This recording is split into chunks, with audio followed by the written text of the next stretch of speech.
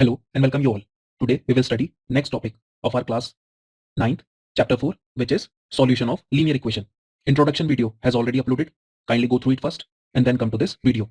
As you know that x plus 1 is a linear equation in one variable. When we put this x plus 1 equal to 0, we get x equal to minus 1.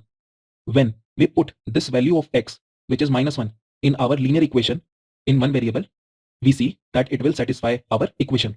So from here, we have concluded that a value of x which satisfy the equation ax plus b equal to 0 is called its solution. And as our linear equation is in one variable, so here we have a unique solution. Similarly, student, if a linear equation has two variables, let's say I have taken a linear equation in two variable, which is 2x plus 3y equal to 12.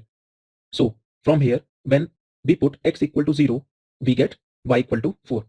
And when we put y is equal to 0, we get x equal to 6.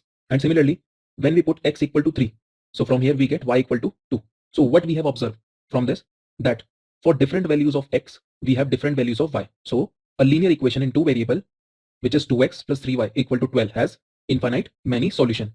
So from here we have concluded that a linear equation in two variable has infinite many solutions. And now, based on above topic, we will do some questions. Our first question for today is, find the value of a if linear equation 3x minus ay equal to 6 has one solution, which is 4, 3. As we know that in our ordered pair, the value of x is 4 and y is equal to 3.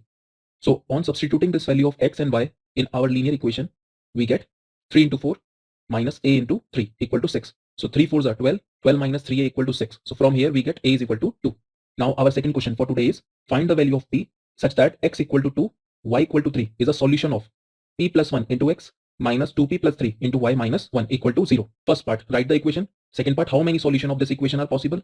And third part, is this line passes through the point minus 2, 3.